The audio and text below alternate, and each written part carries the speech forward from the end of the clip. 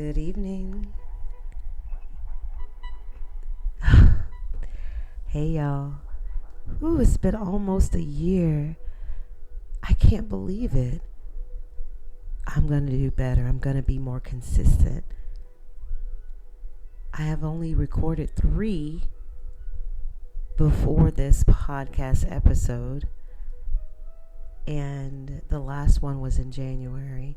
So I guess I started around this time last year because I was dealing with what? Holiday grief, right? Well, tonight, that's what we're going to talk about. We're going to talk about how to deal with grief during the holidays. Everything is so commercial. Everything is saying that you should have your loved ones here. You should have a mate. All of these things make it very difficult now, doesn't it? Well, here are some ways to cope with grief during the holidays. Just accept that the holidays can be hard. Holidays can bring a loss into sharper focus. It's okay to feel sad. It's okay to feel angry. It's okay to feel lonely.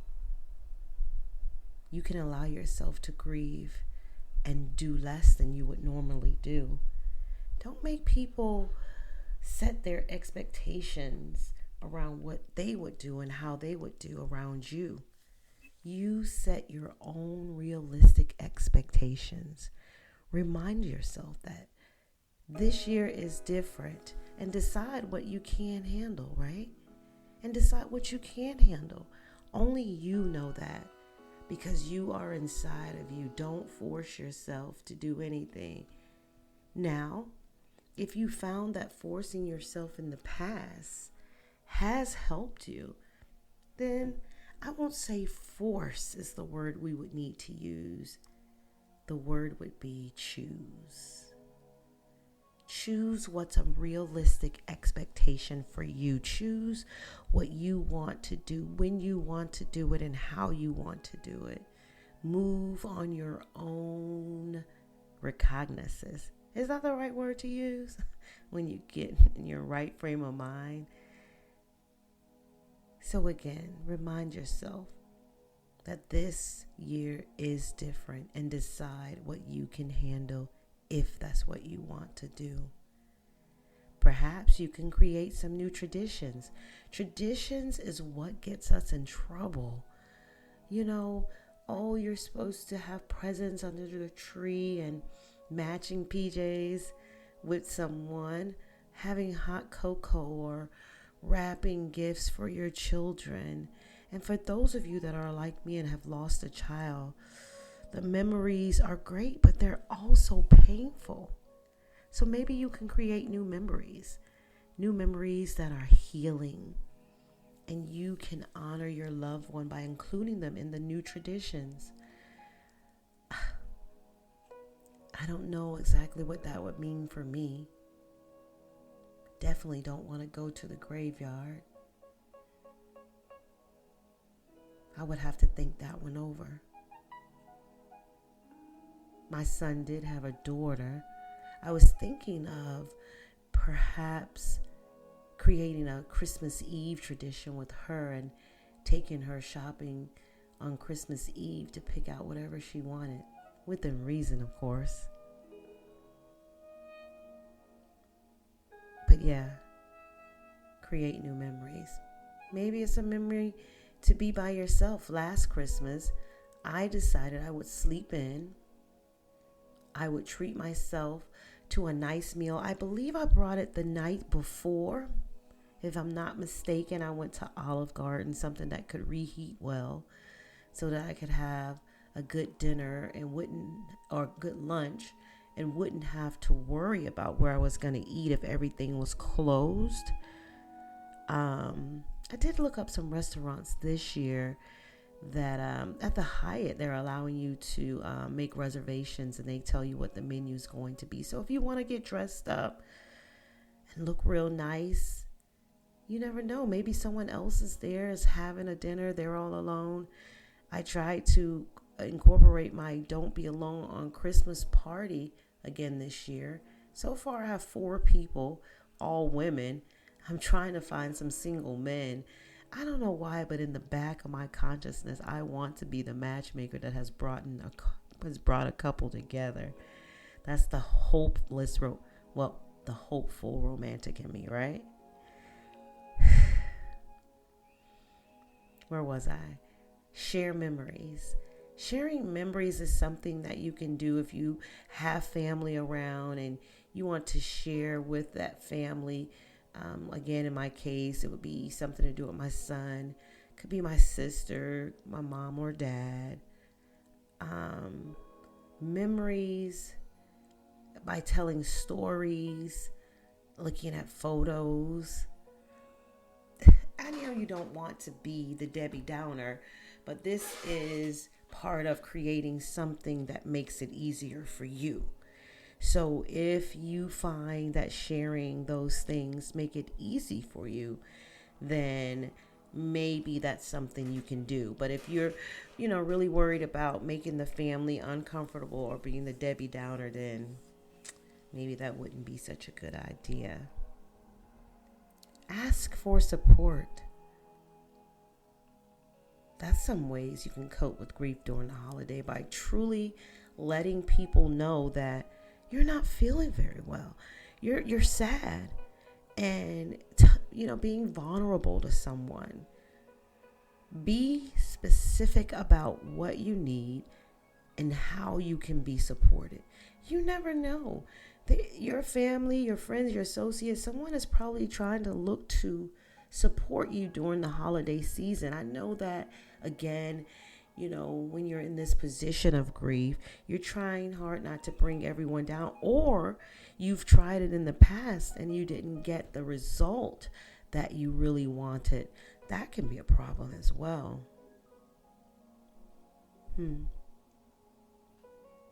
Set boundaries. You can choose your activities and interactions with others and decline invitations if you need to. It's all up to you. It's okay. It's okay to choose how you want to live through that holiday. It is okay. Set those boundaries. And if people get mad and don't want to have anything to do with you, well, then that probably gave you answers that you had been searching for or was thinking about already. Take care of yourself. Avoid, I'm torn on this, so I'm going to say avoid using alcohol to self-medicate. But I'm going to also say avoid just drinking too much, period. Because alcohol is a downer. It makes you feel good initially, but when you come crashing down, man. And make time for solitude. People, commercials, shows, everything tells us we should be around family, we should be around friends. And, I'm kind of getting used to my solitude. It scares me because I said I never wanted to, but I'm getting very peaceful with it, But I want it to be a choice, if that makes sense. I don't want to be forced into solitude. But if I choose it, then it's a lot less painful for me. So I get a list of things. I go around asking people what they're doing, how they're doing it, just in case I decide to go to spend the time with someone, But if I don't, that means I chose it, not my situation. That I did have that option and I turned it down. And then you also have the selfless route that you can go. You can draw comfort from doing for others. That's what I'm doing right now. I'm putting this podcast out there, and if just one person comes across it and they're able to deal with the holidays because of something I said, so be it. You can donate to a charity or give a gift in memory of your loved one. That's another way you can draw comfort for doing for others. I got this purple bicycle that I really need to give away. I really love it. It's in very good shape. It doesn't have 10 speed, so I rarely use it. It's very hard once I get going. My knees, it's hard on my knees to try to get back home. Um, so I really think I'm going to donate my bike this year and save up and invest in another bike, but a bike that has 10 speeds where I can set those um, speeds when I'm coming back from my long bike ride, because it's always easier because you're going downhill. But coming back up that street, it is a major hike and my knees pay for it. I literally, um, my knees literally swell up afterwards. Anyways, I'm getting off the subject again. So we got accept that holidays can be hard. Set realistic expectations for yourself. Create new traditions if you can. Share memories with family if you want to. Ask for support. Set boundaries. Take care of yourself. Draw comfort for doing for others. So if you're on the other end of grief, meaning that you're not so much grieving or coping with grief during the holiday, you just want to have a good time. You have those days off. You've been looking forward to it. Christmas is your favorite holiday. Whatever the reason, you need to know how to support someone who is grieving during the holiday. Someone that is close to you, someone that you're probably related to, and you don't want to bring them down. So you don't know if suggesting, that they get out is going to affect them, suggesting that they stay home. You just don't know what to do. But one thing you can do is invite them out to things, but don't force it. Just invite your grieving person to a holiday event, but do not pressure them to go. Also, very important, don't take it personally if they say no. Or if they say yes and then cancel at the last minute. Or if they do show up and then suddenly leave without warning, just let the grieving person lead. It is so important. Let the grieving person lead. Don't leave them out there by not saying anything, because sometimes we don't know how to reach out, but understand it's okay for a person to be sad, even during the holidays. Sadness is actually healthy, really. People make us feel sad about being sad, the irony. But telling someone they shouldn't be sad, that their person wouldn't want them to be sad, that's the absolute worst. Or trying to cheer them up only tells them that they cannot be honest with you about how they're feeling. Imagine that. What about the idea that you can make things better for someone? That you can make their holidays good.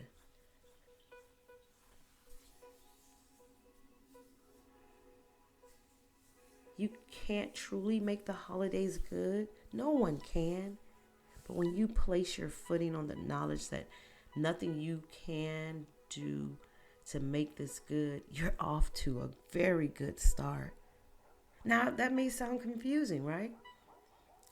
What I'm saying is, depending on the person that you're supporting, maybe there's nothing you can do. They're just, at their wits' end with grief, and they don't want to get out of it. They just want to be in it. Just let them lead. Let them lead, You may think that being alone on the holidays is terrible, but some people like to be alone. During the holidays and all times, and then you have people like me who like to be surrounded, around people, and don't like to be alone during that time because it exasperates that feeling. Don't criticize how they're handling the holidays. Coming in saying, you need to put your Christmas tree up. You need to do this. This would cheer you up. Maybe you should do this. You should. You need to. Man, when somebody starts out whether you need to. That burns me up. The holidays are already difficult without people judging how they're doing or telling them that they aren't being festive enough or telling them how to feel. Ask them what might feel good to them. Instead of assuming or guessing or telling a grieving person what they might need or should do over the holidays, ask them what they feel, what they might feel good or at least less bad. They may not have an answer, but being asked is always appreciated. So remember to ask first before offering your own ideas. Respect their answer, whatever they say, Watch your language. These commercialized holidays are centered around gratitude and abundance and reminding people to be grateful for the life they had or for the things that still remain. This may seem like a helpful idea, Keep it in with the season. People do it when it ain't the season. Your son wouldn't want you to be sad. Your son, they never even met my son. You know what I'm saying? Gratitude and grief don't cancel each other out, guys. They exist side by side. It's okay if your grieving person doesn't feel grateful.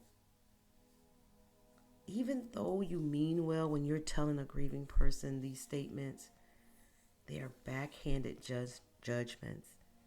And that's what it feels like. Like you're judging us for not wanting to be festive. And they have a very powerful impact. Instead, meet your grieving person exactly where they are. Mirror their reality back to them. Again, invite them out to do things, but don't force it.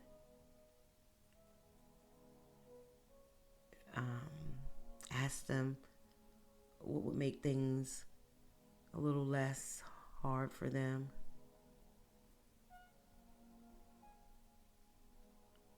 Watch how you speak to them and their tone. Don't criticize how they're handling the holidays or any day, for God's sake. Let the grieving person lead. That doesn't mean sit back and wait for them to say something to you. You still have to have your suggestions, but allow them to lead according to what you suggest. And then understand, it's okay for a person to be sad, even during the holiday season. Sadness is healthy. Really, it is. But telling someone they shouldn't be sad could destroy them. Because I miss my son. Just the thought of having another Christmas without him. Just wondering what it would be like for him and his daughter. All of those things are so very hard and so very painful. Anyhow, if you're grieving and you'd like some help educating friends who are grieving, I'm here. Just send me a message. It's okaytolive.com. And just remember, it's okay to live. I've come to find out that hashtag means way more than I initially intended it to. I intended it to help a grieving person to live through their grief. But I'm finding out now that it is preventing suicide. And it's just allowing people to live out loud, to dance in the rain. It's okay to live. It's okay to live. I'm going to be more consistent. I like Tuesdays, so we're going to try for next Tuesday. And if I feel like uploading something else, since I'm on all the major platforms now, you can get me on Spotify, iHeart, YouTube, TuneIn. I mean, the list goes on and on and on. And I had no idea. I had no idea. Now I know. And now you know. It's your girl, DJ Miss Tan. And I'm signing out.